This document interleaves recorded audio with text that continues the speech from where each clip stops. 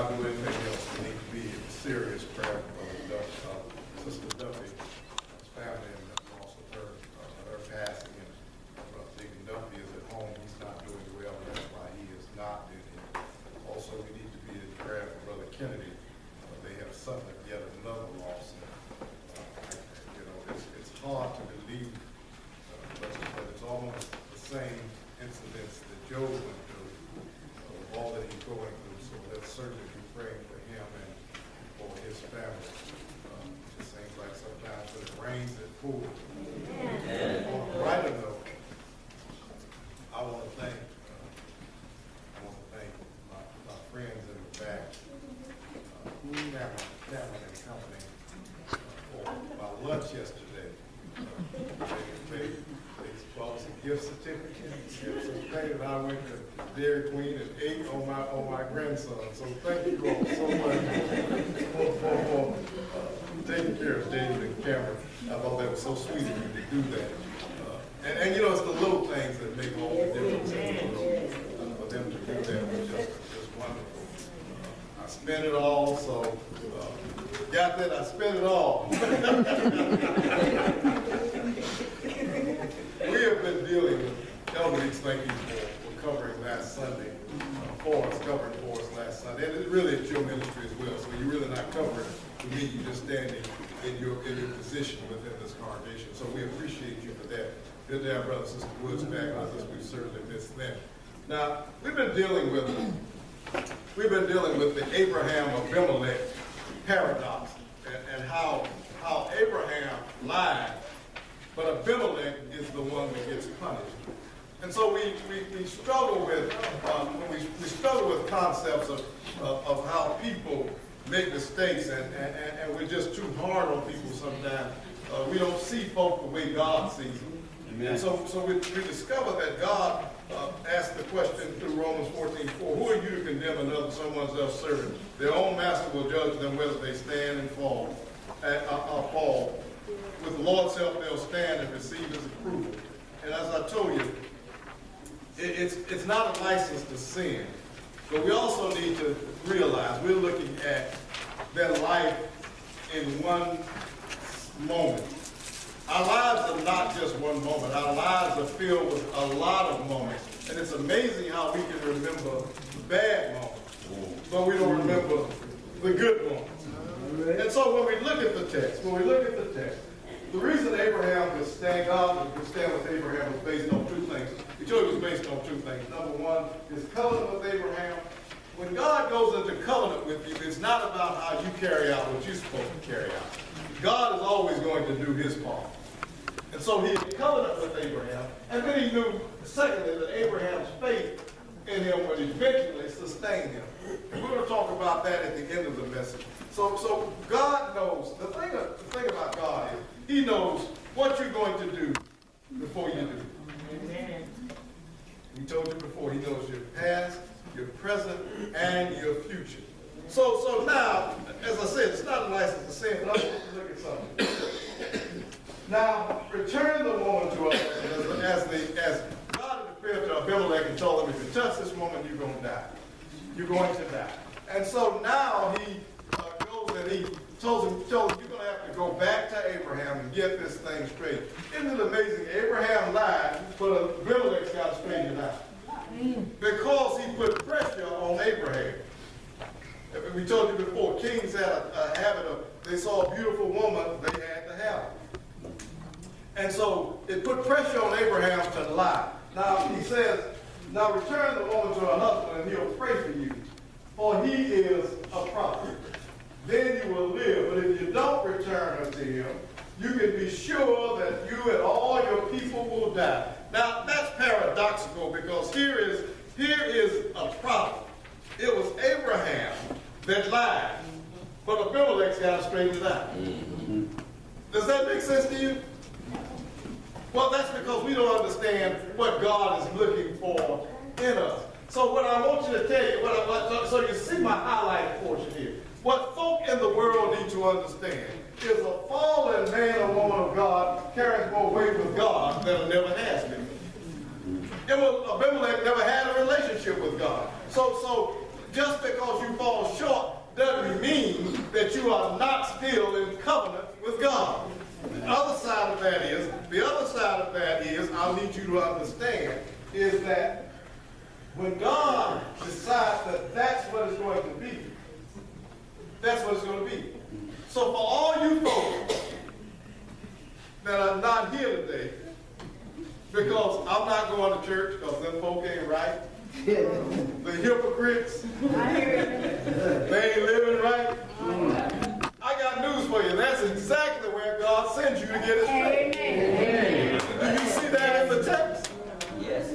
He sent him to Abraham. And a lot, well, he can't pray for me. Well, that's what God said.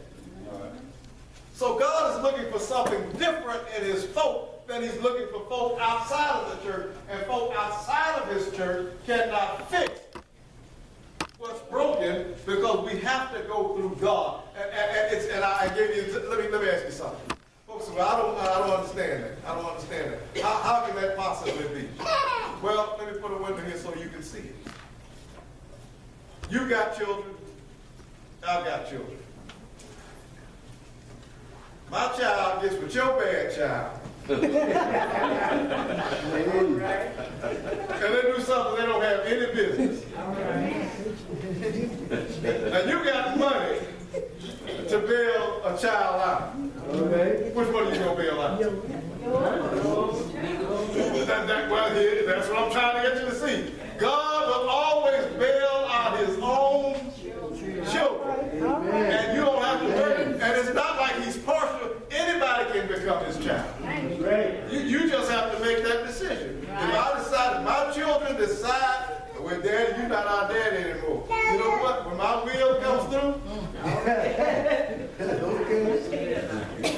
I still ain't your daddy.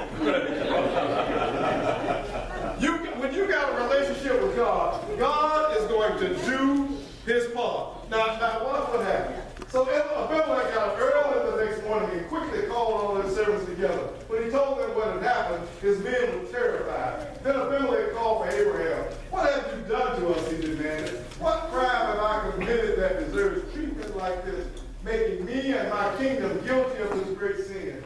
No one should ever do what you have done. Whatever possessed you to do such a thing? Haven't folk looked at, haven't you done some things? Or haven't you heard somebody say, I can't believe they did that. I thought they were Christians. Haven't you heard people say that? I can't believe they did that. I thought for sure they were a Christian. Well, Abimelech is saying the same thing to Abraham. Abraham, what possessed you to do that to me? And knowing that it's going to make me guilty of something that I was not aware of. Well, what made me do that was because you have a record of killing husbands. So he says, what would make you do that to me? So, from all appearances,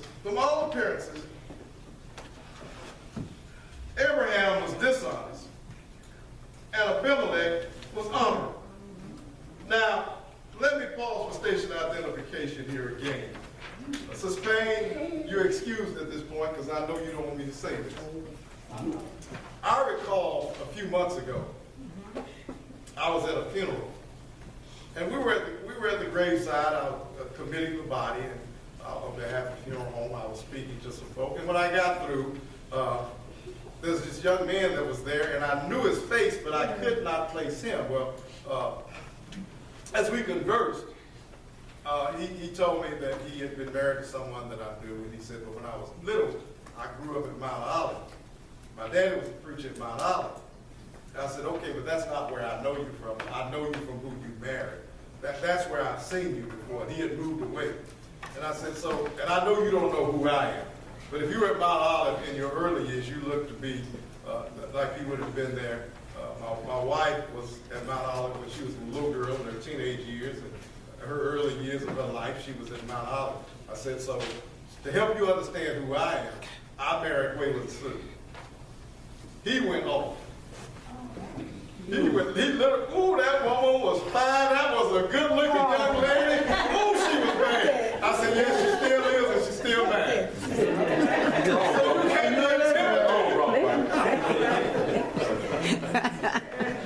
see, some of us would have been offended. But if somebody's bragging on something that's yours, who in here wants something that nobody else wants? Yeah. And so Abraham should have understood, if God gave it to me, he'll protect it. And then I even had a friend that told me,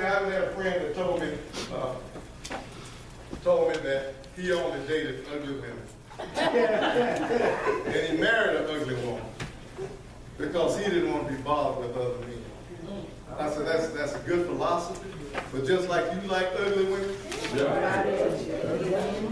because beauty is in the eye, and what's ugly to you may not be ugly. That's right. And what look good to you may not look good. That's right. So the reality is, you're always going to have, people are just that way. They're going to covet something you have, and you have to know how to deal with it. You have to know how to have enough confidence in yourself and in God. And he said, and then he stopped and thought and said, "Oh man, I'm so sorry." I said, "I'm not. That was a compliment to me.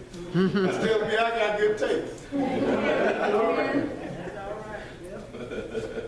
So what you understand is, so what we have to understand, let's go. Let me show you something here. Abraham said, "I thought this was a godless place. They will want my wife and will kill me together." And she really is my sister. Isn't that how we try to fix stuff up? She really is my sister. We have the same father but different mother. And I'm married. So when God called me to leave my father's home and to travel from place to place, I told her, "Do me a favor. Wherever we go, tell the people that I am your brother." Now, if you got a woman too good to own, if she's that pretty, and you that scared,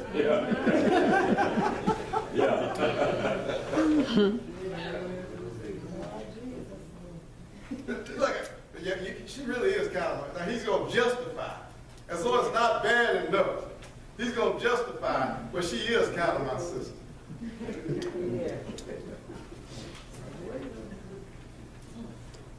Well, from all outside appearances, and watch what I say, all outside appearances, Abraham was dishonest.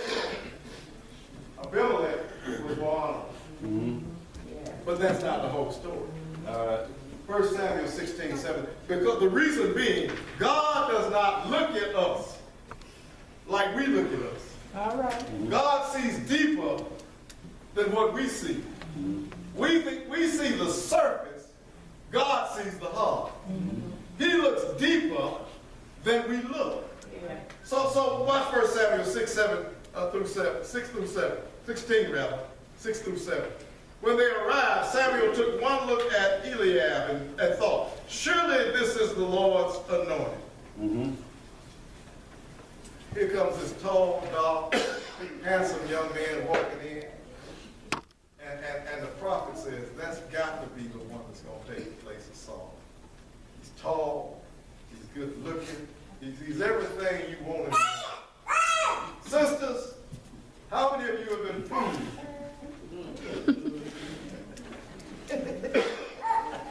What the package look like?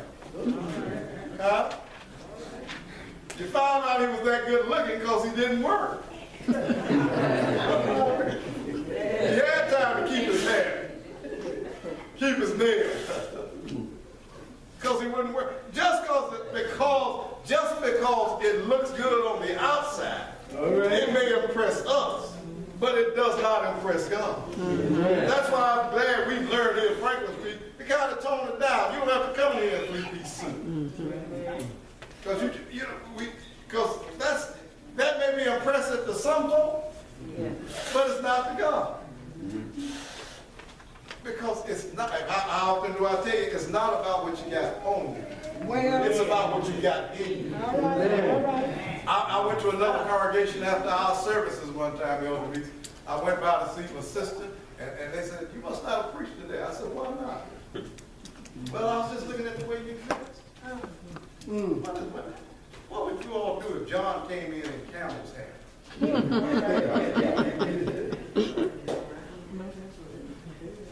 Do you think the apostles walking those dusty roads and coming in in three-piece suits. We got to stop looking at how folk look and look at what God sees. God sees the heart. Look at what they have to offer instead of what they look like. Amen. And I've got news for you. A lot of folk that look rich are poor as Joe's turkey. Amen. And a lot of folk that look poor Amen. have gotten plenty because they hold on to everything. All right. See, we're too caught up in how things look. You know, you see somebody hugging, but that don't look right. That's because you got a dirty mind. Amen. Let me get back to my text. Surely this is the Lord's anointing. But the Lord said to Samuel, don't judge by his appearance or height. I have rejected him. The Lord doesn't see things the way you see them.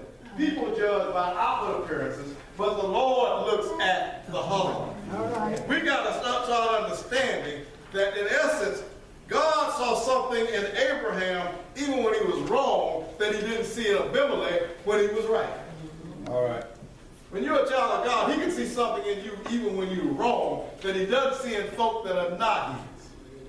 Again, I'm not giving you a license to sin, but I'm telling you, let's stop being so judgmental on people and start looking for in God and for what God is looking for in them. And I'm going to tell you what that is as we go on. I don't have time to get into that's at the end of the lesson.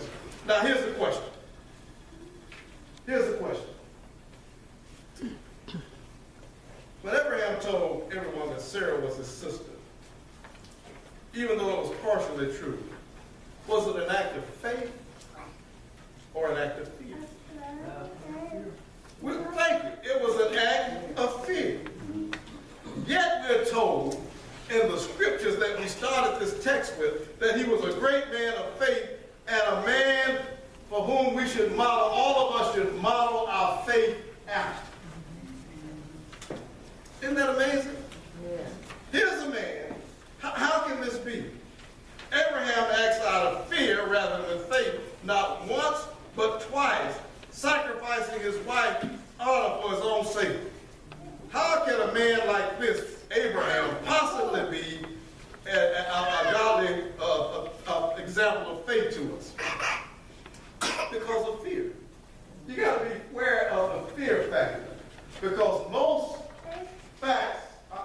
fear is based on facts, but they are incomplete facts. How many of you have heard, and it depends on where you go, how many of you have heard that you shouldn't eat fish and drink milk? Yeah. Have you heard that? No, what facts do you have to say? Well, the fact is they probably had a picnic somewhere. Grandpa ate some fish and drank some milk. And everybody was trying to figure out Grandpa died that night. So somebody made the conclusion it was the milk and the fish. Did he eat the milk? Or drink the milk? Yes. Did he eat the fish? Yes. But that might not have been the reason he died. They just assumed because he did that, that's why he died. And for all you holy folk, when somebody does you wrong, and then something happens to them, I knew God was going to get them.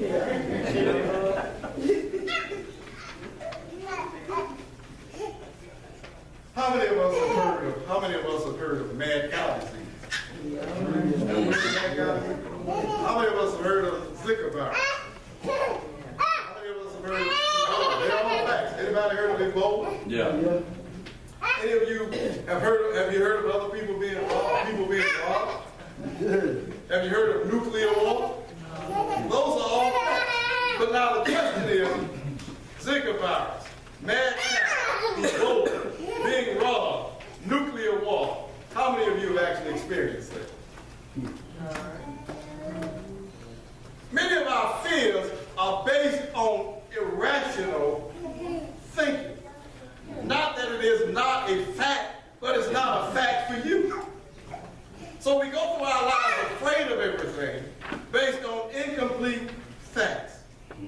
That doesn't seem to be a year that goes by, or a week that goes by, we don't hear of some kind of food. Now, how many of you have been affected by it? So why are we running around scared? It's a fact, but it doesn't mean it's a fact for you. And then so we look at it. I want to run something by you. In 1990, a high school student won first place at the Greater Idaho Falls Science Fair by urging people to sign this petition for strict control for the elimination of a chemical. And that chemical is dihydrogen monoxide. He began to list the properties. He said it's known to cause excessive sweating and vomiting. It's a major component of acid rain. It causes severe burns in its gaseous state. Accidental inhalation can kill you. It causes erosions. It decreases the effectiveness of automobile brakes. It's found in every terminal cancer. It's found in the cells of every terminal cancer patient. And then he turned around and asked 50 people, will you support banning this product? 43 said yes, 6 said, I don't know. 1 said, no, I would never ban it. And he asked him, why would you never ban it? Because he was the only one that knew that it was H2O water.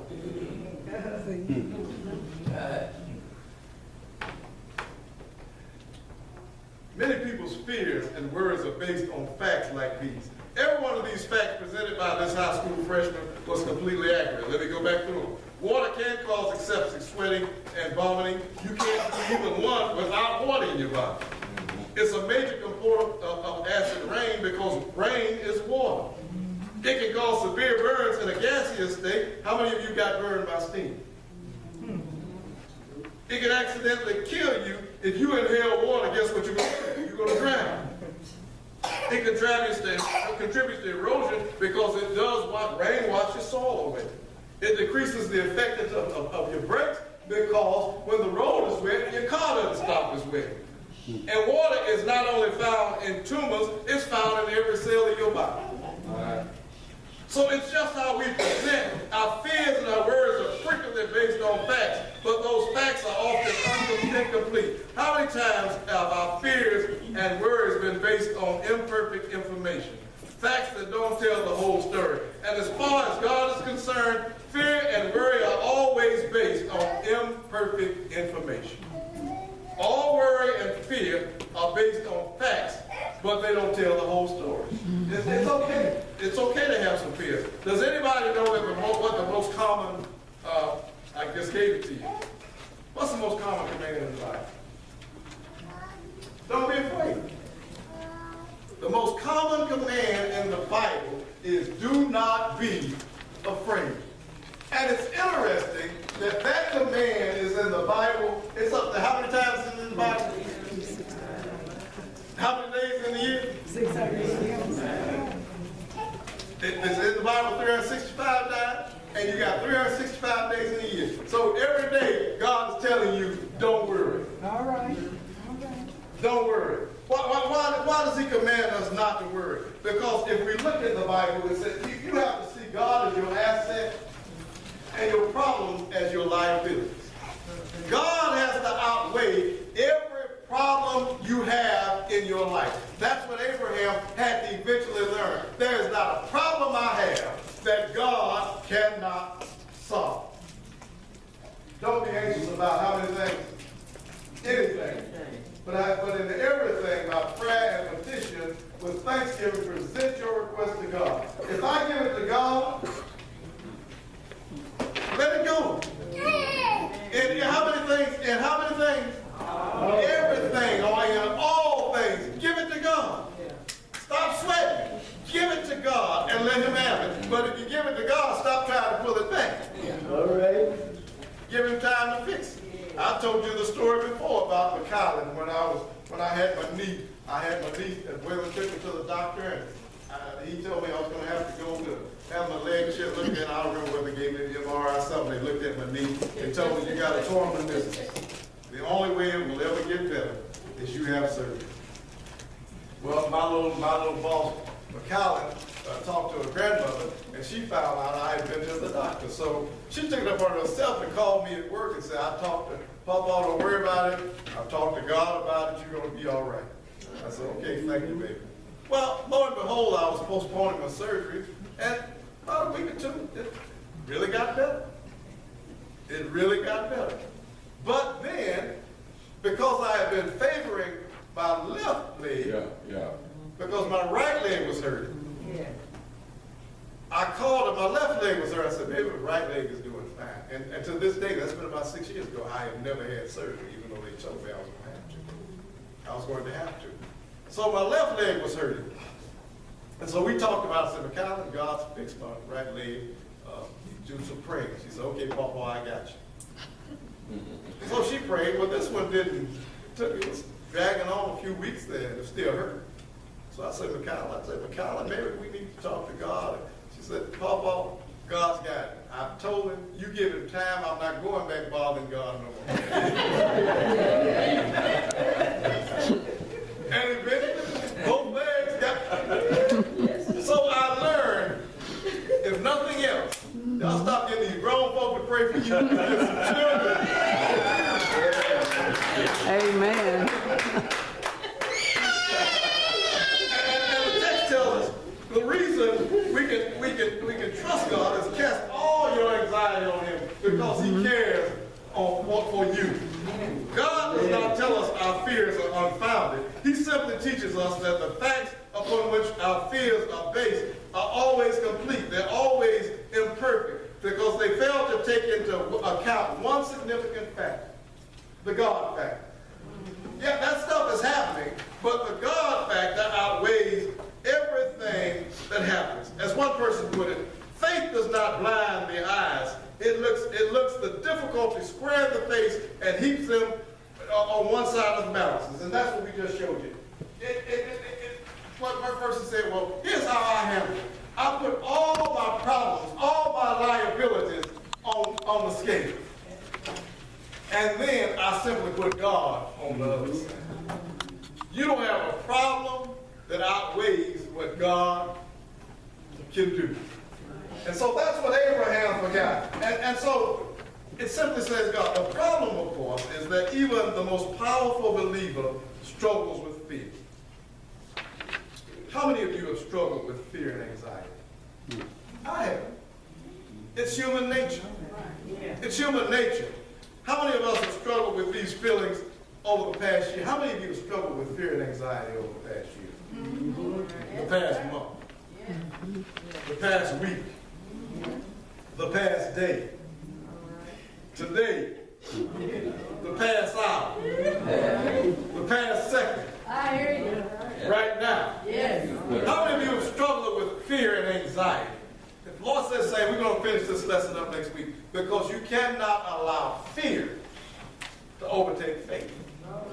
You are doomed to be defeated. If Satan can ever get you to be more fearful than you are faithful, you'll be running all the time because Satan is like a bully. Anybody here went to school with a bully?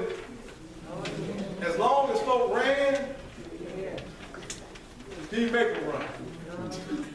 But as soon as somebody stood up to him or her,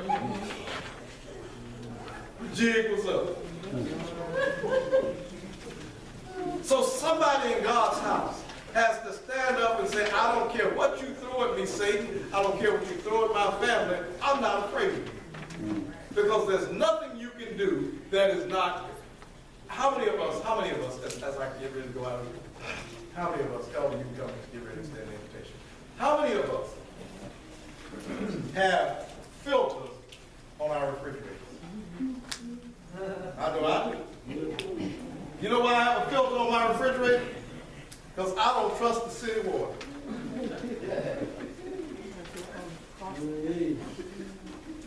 You got a filter, that's all right, you got a filter on the faucet. Think of it like this. Whatever happens to you has to come through the faucet. And before it gets to you, God has already filtered it. He's already minimized. It doesn't say it won't, it's not going, but he's minimized the damage it can do to you. And so if it's God's filter, I've got to learn to be faithful.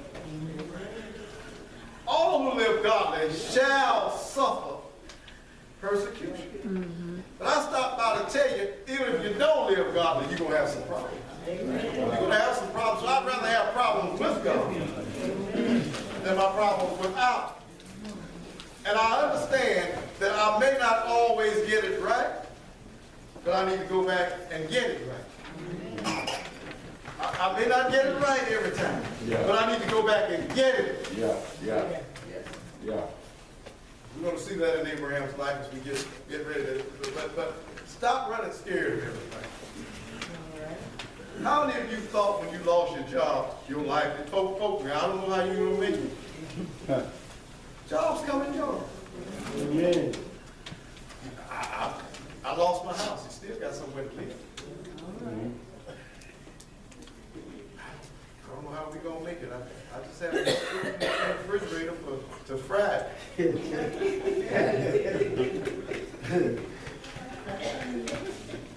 Most of the stuff we're afraid of, God is already.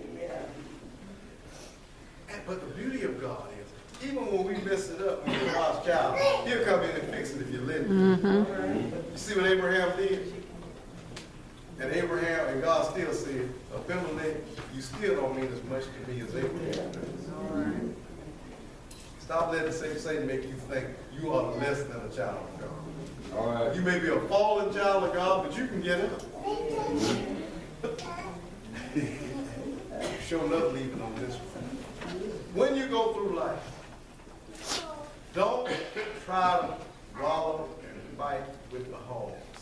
You know why? The mud bothers you. Yeah. Hogs love the mud. So you can't win. Yeah. And I'll tell you this, some folk are two-legged hogs. Don't wallow in the mud, but get up, clean yourself up, and you let them stay in the hog pen, because that's all they want to do. And don't let them feed you late. God bless you.